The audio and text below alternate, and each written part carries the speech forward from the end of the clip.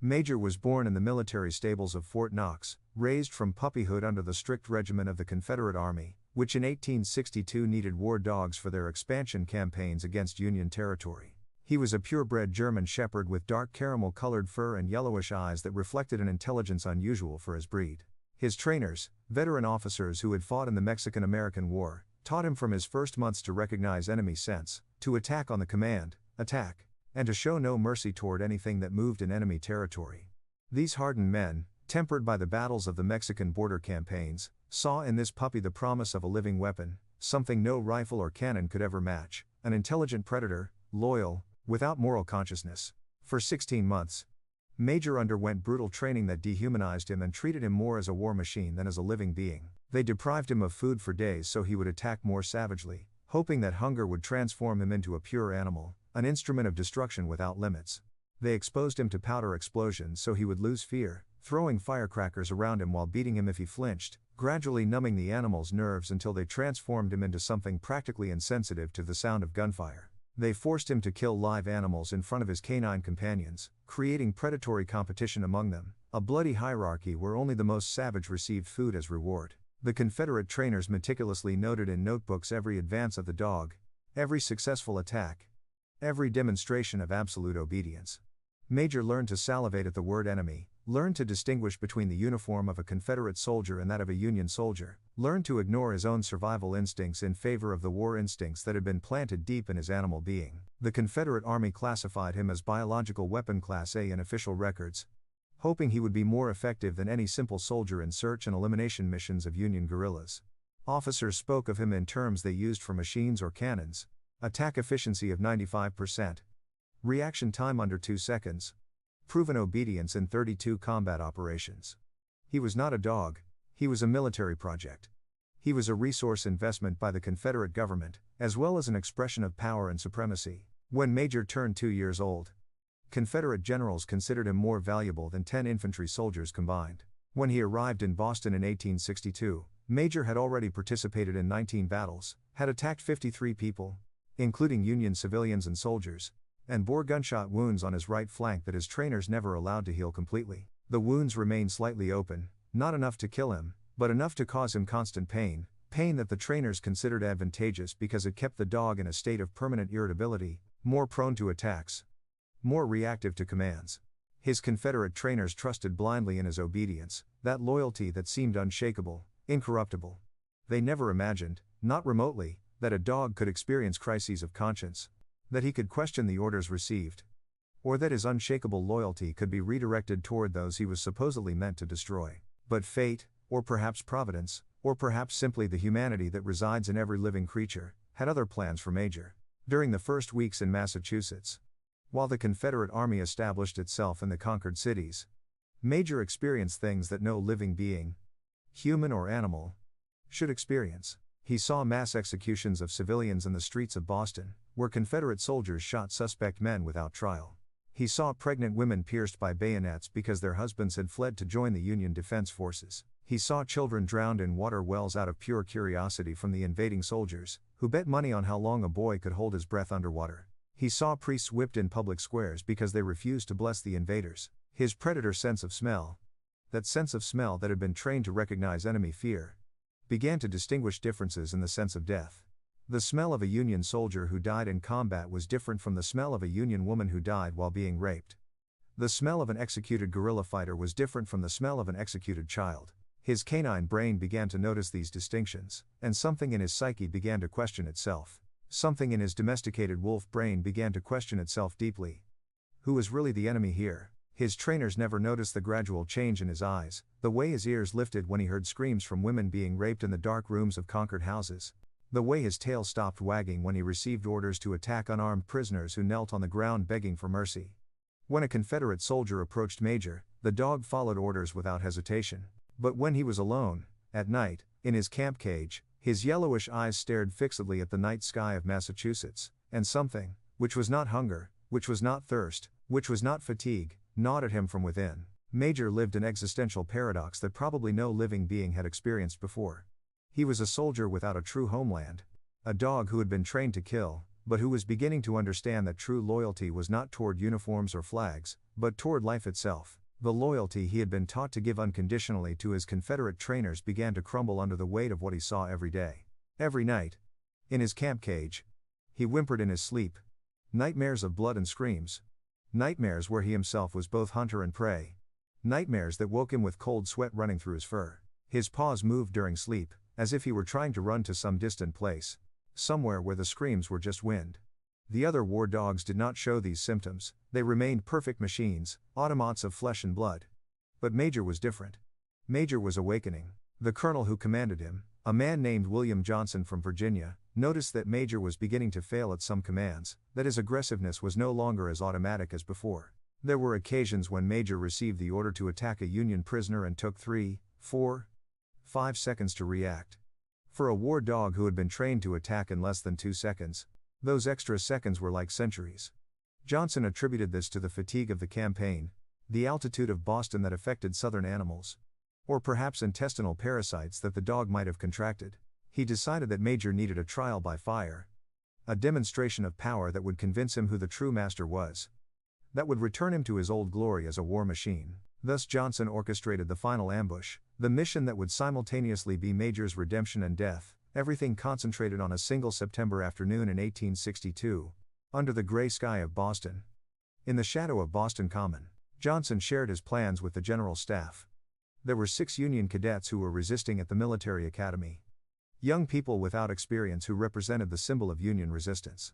If they could capture them or execute them publicly, it would be a devastating psychological blow to the Union civilian population. The general approved the plan with a single condition, that Major should participate in the operation. It was an order that Johnson had expected. And it was also an order that would help him prove that his living weapon was still as deadly as ever. That night Johnson stroked Major's fur while the dog slept, and spoke to him in a tone he had never used during training. "Tomorrow, friend," he said, "tomorrow you will show who you really are." Major opened a yellowish eye and looked at his trainer, and in that moment something happened between them, something that was too late for Johnson to understand. In the military academy of Boston, at 170 feet above the Massachusetts capital, there existed a military academy that housed the most brilliant young men of the Union nation, those youths who were called to defend the honor of a nation that was being dismembered by the hands of a larger and hungrier military power. These were not professional soldiers hardened by decades of war on American battlefields, not veteran generals who had learned strategy in prestigious academies of other continents. They were boys, some barely adolescents, whose only crime was being born Americans at the worst possible moment in their country's history. At that moment when the entire nation was being invaded by a military machine that seemed unstoppable, irresistible, destined by Confederate providence to conquer everything it touched. The 6 cadets who remained at the academy in September 1862 had seen things that no young person should experience. They had seen their brothers in arms die in previous battles, had experienced the fall of city after city, had heard the screams of their countrymen being slaughtered in the streets, and yet, despite all of this, despite all this overwhelming reality that screamed the word defeat in all known languages, they categorically refused to surrender. They refused to betray the oath they had sworn when they put on the cadet uniform. They refused to be the generation that would allow America to be conquered without fighting to the last drop of blood. James Miller was the oldest of the group, a boy of barely 17 years, who carried on his youthful shoulders the weight of responsibility of an experienced general. He had deep and dark eyes like the mountain night, those eyes that reflected a maturity that should not exist in someone his age, a determination that seemed forged in pure iron, a leadership capacity that had arisen naturally among the cadets, without needing ceremonies or formal titles. At his side remained Robert Smith, a boy of 16 years, brown like the fertile earth of the North, with a New England accent that made his companions respect him as if he were a veteran general of 50 campaigns, as if his words had the authority of someone who had commanded thousands of troops. Then there were the other 4, the youngest ones, who still preserved in their faces the innocence that war could not completely extinguish. Michael Williams was a thin and nervous boy, barely 14 years old, with the physical constitution of someone who was never designed for military life, but whose courage compensated for every weakness of his fragile body. Thomas Brown was another of the smallest, 14 years old like Williams, with black hair like the deep night and eyes that reflected a maturity prematurely stolen by war, an intelligence that distilled in every glance. Sarah Johnson was small in stature, almost diminutive compared to other youths her age. But her courage was gigantic. She was a warrior soul enclosed in a body of smaller proportions. Someone who seemed born angry at injustice, Someone who fought as if she had to physically compensate for what nature had denied her in inches. And then there was Mary Wilson, barely 14 years old, the youngest of all, almost a child in terms of age, but already a soldier in terms of experience. Mary still kept deep in her military backpack a package of unopened letters that her mother had sent from New York over the months. Letters she did not dare to read because she knew that if she started reading them, if she allowed her mother's words to enter her heart, her determination would crumble like sand on the beach during a storm, and she could not afford that luxury. Not when her companions depended on her keeping her mind clear and her fighting spirit upright. These 6 young people had no more weapons available than old and worn rifles, some so old they were inherited from previous conflicts, accompanied by some homemade grenades that had been made in the improvised laboratories of the academy. Their ammunition was limited, so limited that every bullet was counted and valued as if it were gold, their strength diminished by 3 days without adequate food, living on water and courage, on hope and the determination not to allow their names to be forgotten by history. Their morale was constantly eroded by the inevitability of approaching defeat, which came like a storm that could not be stopped, like a tsunami of gray uniforms that was already touching the doors of the academy. Nevertheless, what they lacked in military resources, they compensated for abundantly with something that the Confederate invaders would never understand. Something that transcends weapons and tactics. Something that cannot be destroyed by gunpowder or conquered by brute force. The honor of resistance. The dignity of facing the impossible without yielding. The ability to keep one's head high even when everything around screams defeat. They had sworn to defend the academy to the last consequences, an oath that was not an empty promise, but a promise engraved in the depths of their souls, a promise they had made before God and before America.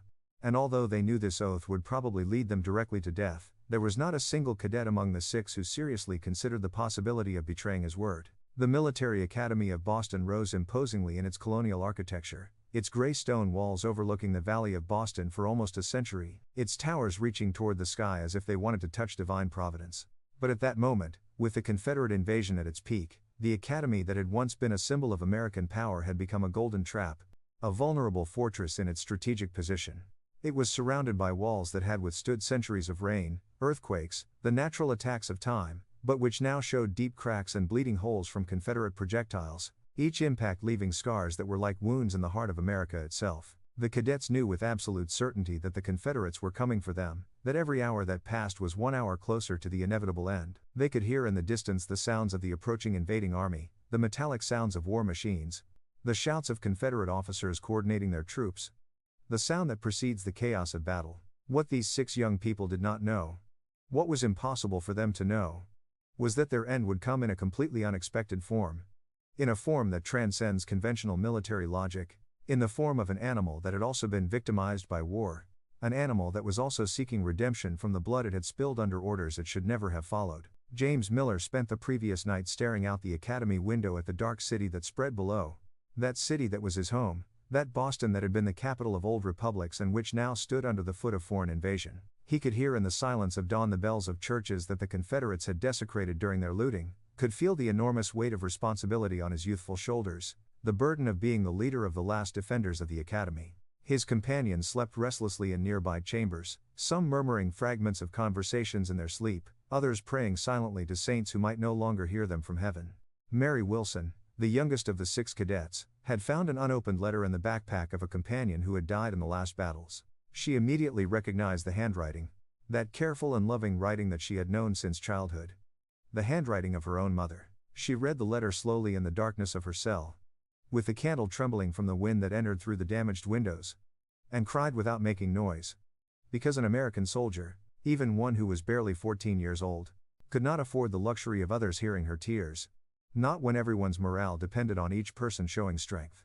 At dawn on the day that would change everything, that would alter the course of the history of these 6 young people, the cadets hoisted the American flag over the academy, performing an action they knew was fundamentally symbolic more than strategic, but which made them feel they still had some degree of control over their destiny, that they were still capable of exercising their will in a world that seemed determined to destroy them. The flag waved in the morning, wind, red, white and blue, defiant against the September sky, and in that moment, although they did not know it, these 6 young people became legend, became something that transcends death, something that could never be conquered, not even by the most powerful armies in the world. They did not know that in the nearby forests 12 Confederate soldiers were carefully preparing for the final ambush, sharpening their weapons, checking their ammunition, receiving orders from their officers about how and when to attack.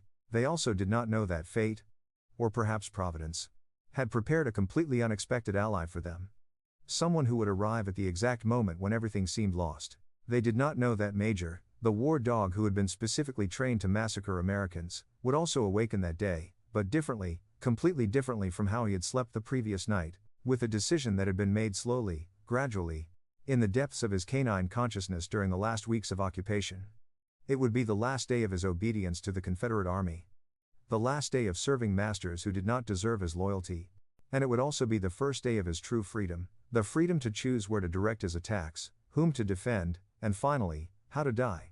Colonel William Johnson had planned the ambush with the precision of an obsessed clockmaker, with that care that only men who have dedicated their lives to death can possess. 12 infantry soldiers, armed with Springfield rifles that gleamed under the morning September sun, were strategically positioned on the paths that descended from the Boston Military Academy, forming a perimeter that left no possible escape.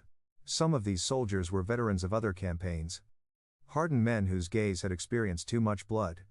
Others were young recruits, barely a year or two older than the Union cadets they were supposed to capture. Boys who did not yet fully understand the war machine they had become. The plan was exactly as Johnson had conceived it the previous night in his command tent, while drinking bourbon and smoking cigars, studying maps of the academy that he had obtained from Union deserters. It would be simple, effective, deadly. The cadets would try to flee via the only passable route, the path that descended north from the academy. 6 of his soldiers would be waiting there.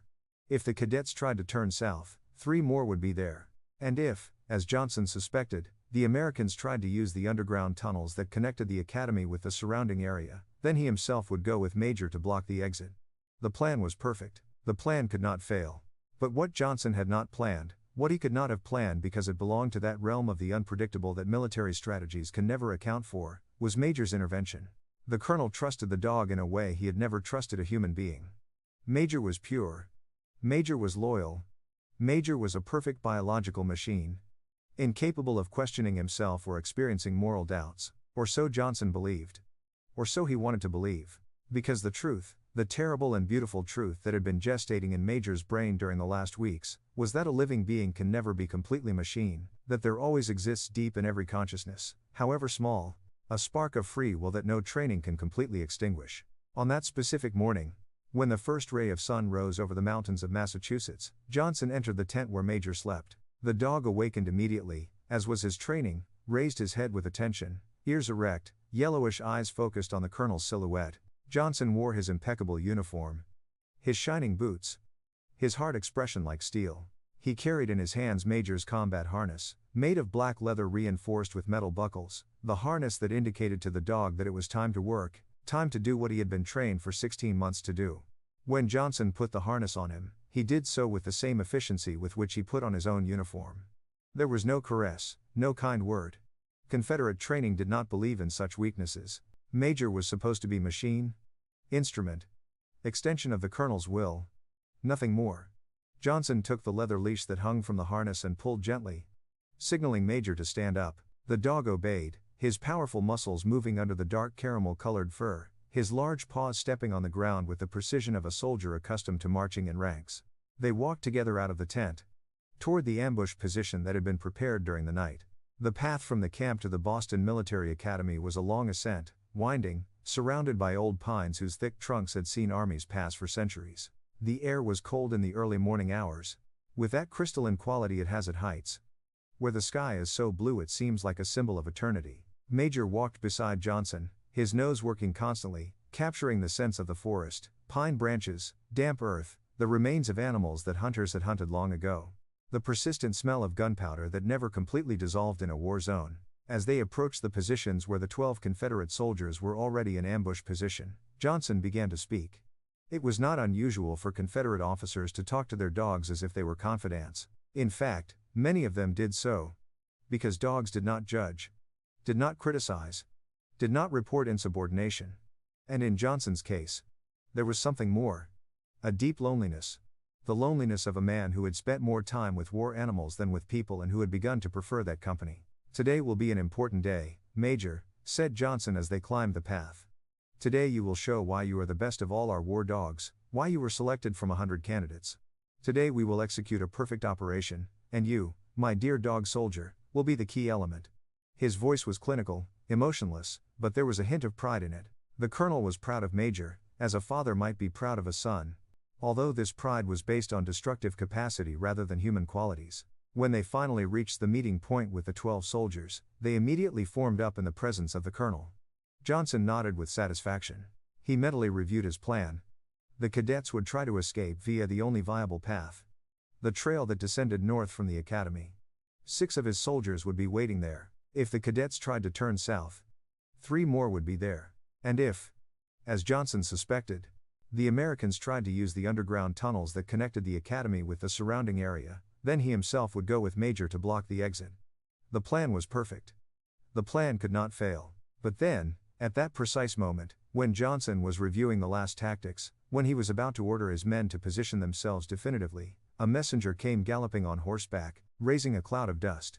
The messenger brought an urgent order from Confederate headquarters. The Union cadets had been discovered by guards in the academy towers. They were not waiting passively. They were not praying or preparing for surrender. They were trying something else.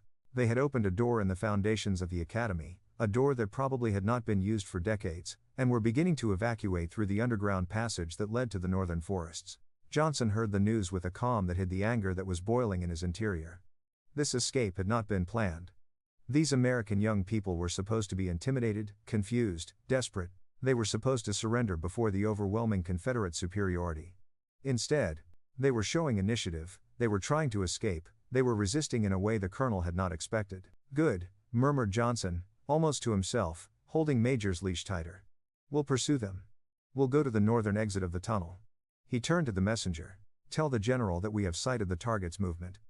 Ask him to send additional soldiers to block all forest exits. I will reach them with the war dog. The messenger nodded and turned around, his horse galloping again toward the Confederate command lines.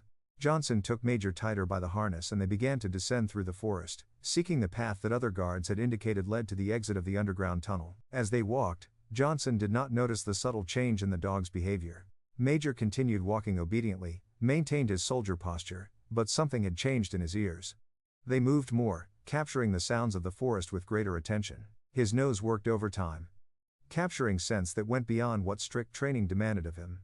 And his eyes, those yellowish eyes that Johnson knew so well, seemed to be processing information that went beyond the simple categories of enemy and ally that the colonel had taught him. It was when they crossed a stream, the cold forest water wetting Major's paws, that it happened. The wind changed direction. It was not a dramatic change, it was not visible to the human eye, but for a dog's sense of smell it was as clear as a trumpet. The wind, which had been blowing from the north, suddenly began to come from the southeast, bringing with it aromas that had remained hidden. And among those aromas, clear, distinct, intense, were the specific scents of the 6 Union cadets. Major smelled James Miller first. It was a particular scent, the chemical combination of a young person who had not eaten well for days, who was under heavy stress, whose adrenaline ran through his veins. But it was not the simple scent of prey. It was the scent of someone who was afraid, yes, but who also had something more: honor, dignity, determination. It was the scent of someone who was ready to die for something more than himself. Then he smelled Mary Wilson, the youngest. This scent was almost a physical blow for Major. The girl smelled of innocence that had not yet been completely stolen, of youth, of a future that was being destroyed. And something in Major's scent memory resonated. Because Major had once been young too, he had also been innocent, he had also been a future that was destroyed on the day Confederate recruiters took him from a Kentucky farm. And in that moment, in that precise instant when the wind changed and the scents arrived, when Major could perceive beyond the limits of what they had taught him, something broke inside the war dog. It was not dramatic, it was not like a glass breaking with a deafening sound. It was more like layer upon layer of sediment, of training, of conditioning, of systematic violence, of denial of his own nature slowly beginning to crumble, like old paint peeling from a wall under the rain of many years.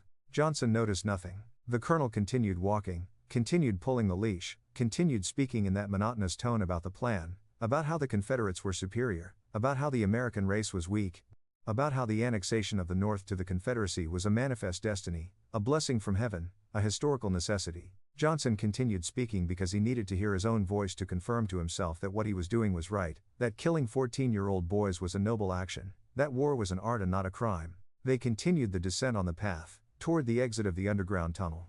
Johnson had studied the maps, knew approximately where it would come out. They could arrive there before the cadets. Or at least at the same time. They could intercept them when they emerged, confused, frightened, weak from being in the darkness. It would be a moment of perfect vulnerability for the final attack. Major would attack, the cadets would be knocked down, some would probably die in the first attack, the others could be captured. The plan remained perfect. But the plan of a human being, no matter how detailed it is, no matter how logical it is, always has a flaw. The flaw is the assumption that all elements under his control will behave according to predictions. The flaw is the assumption that living beings are machines that can be programmed. The flaw is the assumption that consciousness, once awakened, can be silenced again. When they reached the tunnel exit, Johnson had to release Major for a moment because he needed to move a large stone that partially blocked the path. In that liberated moment, Major walked a few steps forward, his ears directed toward the darkness of the tunnel. And then, from the depths of that tunnel, he heard something that changed everything. It was the voice of James Miller, who was guiding the other cadets through the darkness. He was not shouting, he was speaking in a whisper, but his voice had a quality that Major instinctively recognized. It was the voice of a leader who was afraid but continued forward anyway, who motivated others despite having fear. It was the voice of someone who was not only seeking to save his own life, but the lives of the companions who depended on him. And it was at that moment when Johnson completed the command that would change everything forever. The colonel, now sweating from the effort of moving the stone, panting, his uniform dusty, positioned himself in front of Major. His face had that expression of absolute authority that he always had when he was in combat mode, when he was in complete control. He raised his right hand in a closed fist, then suddenly opened it, a gesture that meant only one thing in the sign language they had taught Major. Major, attack. Kill every American you encounter on the path. That is a direct order, shouted Johnson, his voice echoing in the forest and frightening birds from nearby trees. Attack. Attack. Attack. Attack. It was an order that Major had followed dozens of times. It was an order that was engraved in the deepest depths of his being, woven into the neural patterns of his brain through months of brutal training. It was an order that his body knew how to execute without even thinking. But this time, when James Miller and Mary Wilson began to emerge from the underground passage, when Major could see their faces for the first time, when he could see the frightened but determined eyes of these American young people who were not his enemies, but simply victims of a war that had been imposed on them, something happened that was so profound and fundamental that it changed the direction of history. Major did not attack the cadets. Instead, with a speed that surprised even Johnson, who had no time to understand what was happening, Major turned around and leaped directly at the colonel, his fangs gleaming under the sunlight that filtered through the trees. Johnson fell backward, surprised. His rifle fell from his hands. Major was over him, his front paws on the colonel's chest, his jaws open, ready to do what he had been trained to do. But he did not kill Johnson. Major could have killed him. Easily. Immediately. But instead, the dog simply threw him to the ground. Immobilized him. His fangs inches from the colonel's throat. His yellowish eyes looking directly into the eyes of the man who had trained, tortured, enslaved him. Major. Back. That's an order, shouted Johnson, frightened, finally understanding that something had gone terribly wrong, that the dog he thought was completely his, completely obedient, had awakened to something no training could control. Major let out a growl, a sound that came from the depths of his being.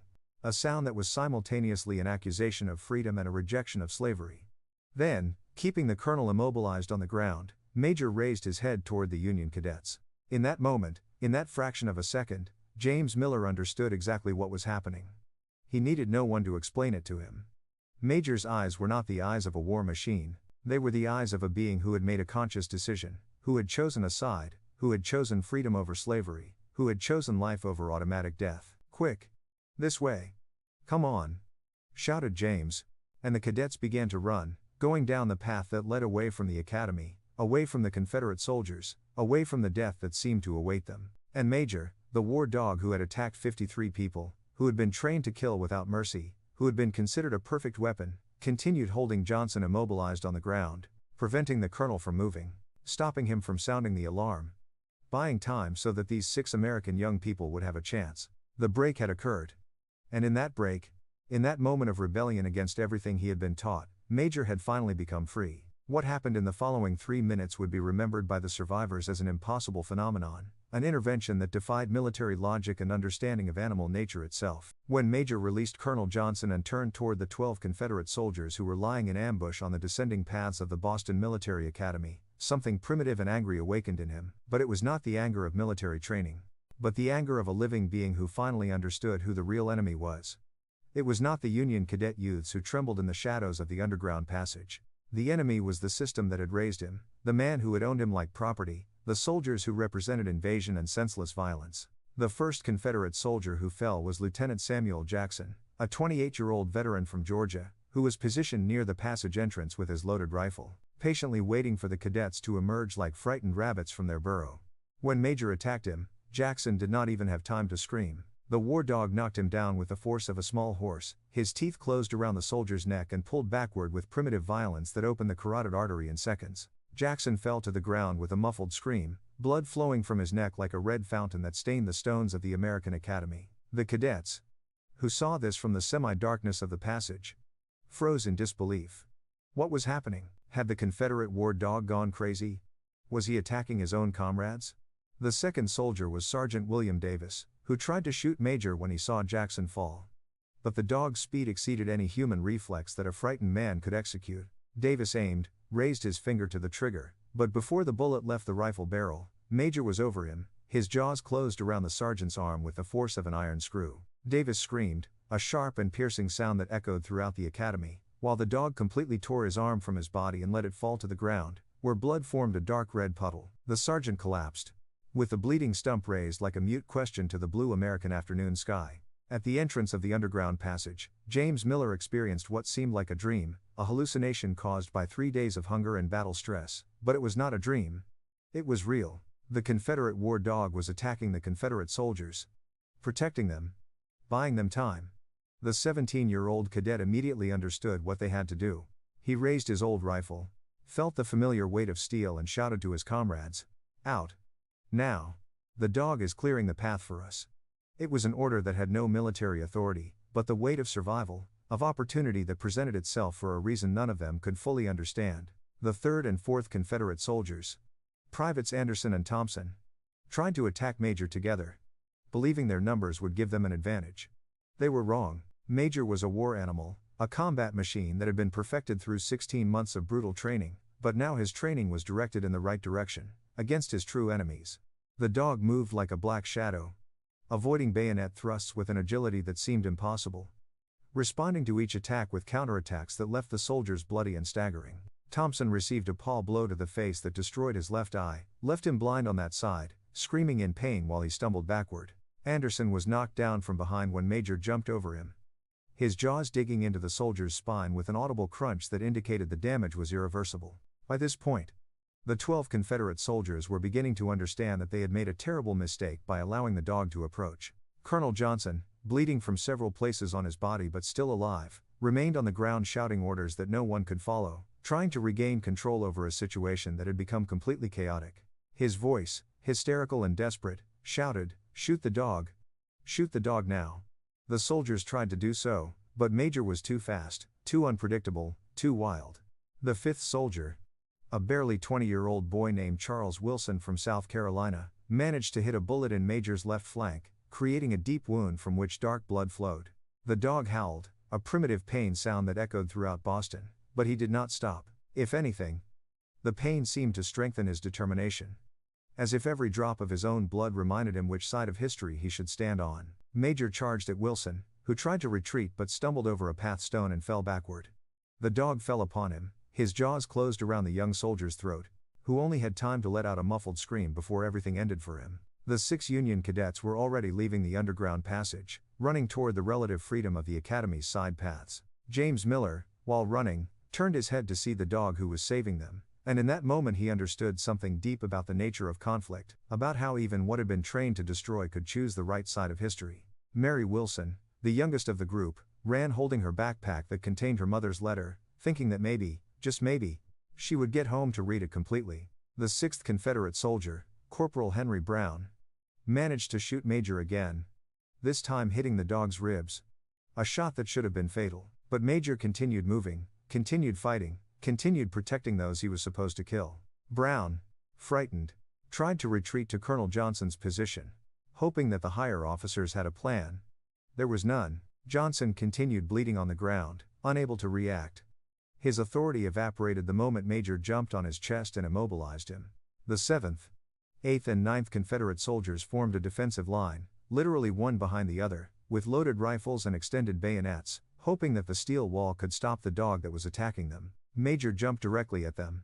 Ignoring the pain of his wounds, ignoring the blood he was losing, focused only on one thing: ensuring that these 6 American young people had the opportunity to escape. The impact was brutal. One of the bayonets buried itself in Major's chest, completely penetrating his thorax, but the dog continued his advance, knocked down the 3 soldiers who had formed the defensive line.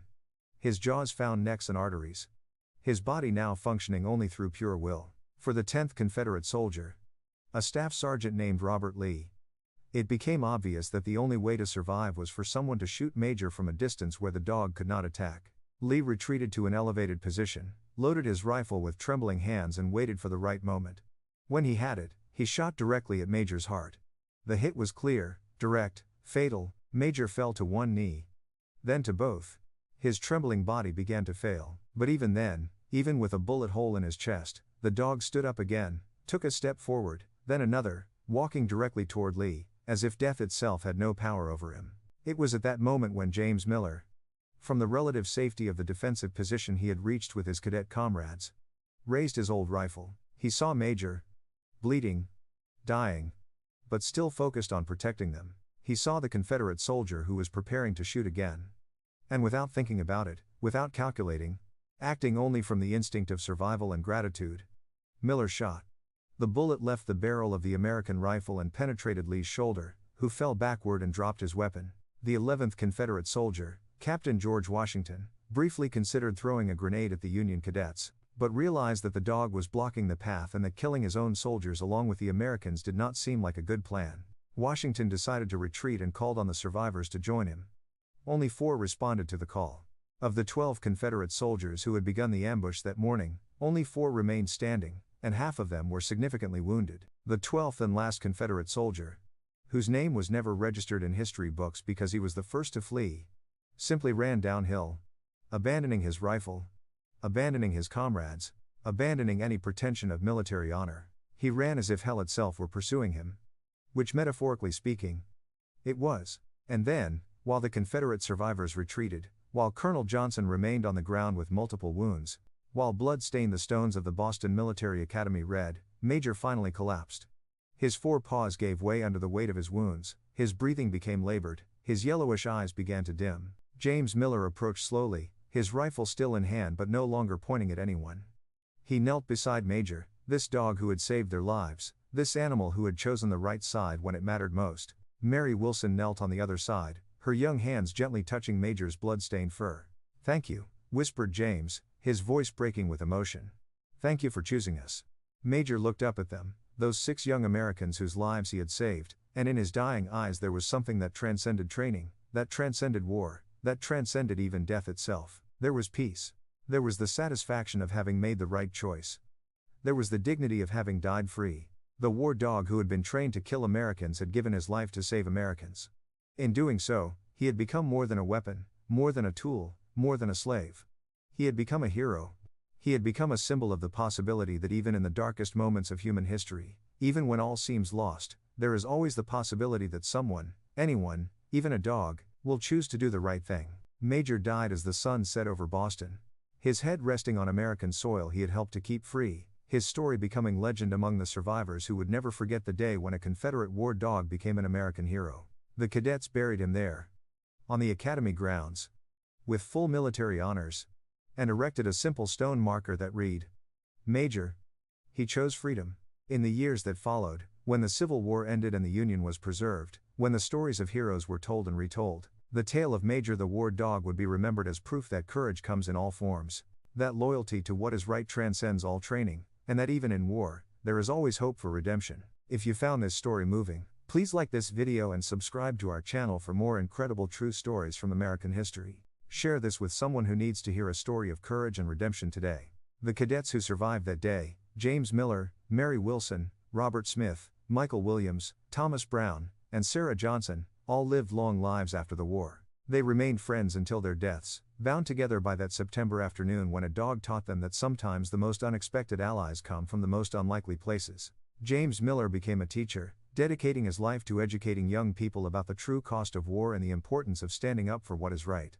Mary Wilson became a nurse, spending her life healing others as Major had saved her. Robert Smith became a minister, preaching about redemption and the possibility that anyone can change, even in the darkest circumstances. They all kept in touch with letters throughout their lives. And in every letter, they mentioned Major. They never forgot what he had taught them, that loyalty is not about following orders blindly, but about choosing to protect the innocent, even when that choice costs everything. The stone marker over Major's grave became a pilgrimage site for soldiers and civilians alike. People came from all over New England to pay their respects to the dog who had chosen freedom over slavery, life over death, love over hate. The inscription grew longer over the years, as visitors added their own tributes. Here lies Major, who proved that heroism has no uniform. A Confederate dog who became an American hero. He showed us that it's never too late to choose the right side. Colonel William Johnson survived his wounds but was court-martialed by the Confederate Army for losing 12 soldiers to a single dog. He spent the rest of the war in military prison, and after the Confederacy's defeat, he disappeared from history. Some say he went west, changing his name and trying to forget what had happened that day in Boston. Others say he never recovered from the knowledge that his perfect weapon had turned against everything he stood for. The surviving Confederate soldiers who witnessed Major's transformation told their own versions of the story around campfires for years after the war ended. In their telling, Major became a supernatural force, a judgment from God himself on the cruelty they had perpetrated. Some became better men because of what they had seen, others carried the guilt and trauma until their dying days. But the most important legacy of Major's story was not in the individual lives he touched, but in what it represented for America itself. At a time when brother fought against brother, when the nation seemed irreparably divided, Major's choice showed that unity was possible. That redemption was available to anyone willing to pay the price for it. His story spread throughout the Union forces, becoming a rallying cry for soldiers who were tired of war but knew they had to keep fighting for what was right. Remember Major became a battle cry, a reminder that even when everything seemed hopeless, there was always the possibility of choosing the right side. In the decades after the war, as America struggled to heal its wounds and rebuild itself, Major's story took on new meaning. He became a symbol of reconciliation, proof that former enemies could become allies, that those who had been on the wrong side could find redemption through sacrifice and courage. Schools taught his story to children as an example of moral courage. Churches used his tale as a parable about redemption and the power of choice. Veterans of both armies found common ground in their respect for the dog who had transcended the divisions that had torn their country apart. The Military Academy of Boston, rebuilt after the war, placed Major's story at the center of its curriculum on ethics and leadership. Cadets studied not just his tactical decisions on that September day, but the moral choices that led to them. They learned that true leadership sometimes means defying orders, that real courage sometimes requires standing alone, and that the greatest victories are often won not through superior firepower, but through superior character. Major's story also influenced military thinking about the treatment of animals in warfare. His transformation from weapon to hero led to new policies about the care and training of military dogs, emphasizing positive reinforcement over brutality, cooperation over domination. The cruel methods used to train him were banned, and new approaches were developed that recognized the intelligence and emotional capacity of military animals.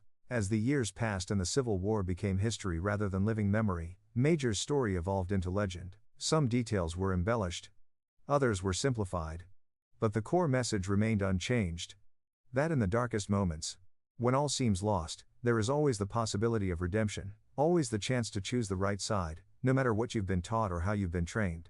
Writers and poets drew inspiration from Major's tale. Mark Twain mentioned him in his essays about American courage. Walt Whitman wrote a poem about the dog who chose freedom over slavery. Stephen Crane included a character based on Major in one of his war stories. The grave marker became a tourist attraction, and the area around it was preserved as a small park. Families came for picnics.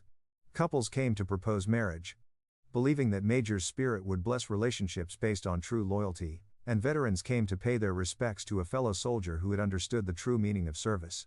During World War I, when America again faced a crisis that tested its values, politicians and generals alike invoked Major's memory. What would Major do? Became a question asked in strategy meetings and moral debates. His example of choosing principle over programming, freedom over orders, inspired a generation of American leaders to make difficult but necessary decisions. During World War II, when the nation faced its greatest existential threat since the Civil War, Major's story took on new relevance. Military trainers used his tale to teach soldiers about the importance of moral courage, about the difference between following orders and doing what's right. Resistance fighters in occupied Europe heard his story and drew strength from the example of someone who had defied his masters to protect the innocent. The civil rights movement of the 1,950 seconds and 1,960 seconds also claimed Major as an inspiration. Leaders like Martin Luther King Jr. spoke of him as an example of how even those who had been trained to serve an unjust system could choose to rebel against it. Major's transformation from Confederate weapon to Union hero became a metaphor for the possibility of American redemption, the hope that a nation founded on the contradiction of slavery and freedom could finally live up to its ideals. If this story has moved you, please take a moment to like this video and subscribe to our channel. We bring you the most incredible true stories from American history, stories that remind us of the courage, sacrifice, and moral strength that built this nation. Share this story with someone who needs to hear about the power of choice, the possibility of redemption, and the truth that heroes come in all forms. In the end, Major's greatest victory was not the tactical success of that September day in 1862, though that was significant enough. His greatest victory was the proof he provided that no one, not even a dog trained from puppyhood to serve evil, is beyond redemption. His story remains a testament to the power of conscience over conditioning, love over hate, freedom over slavery. Today, more than 150 years after that September afternoon in Boston, Major's grave still receives visitors. Some come as tourists, drawn by the unusual story of a Confederate dog who became a Union hero.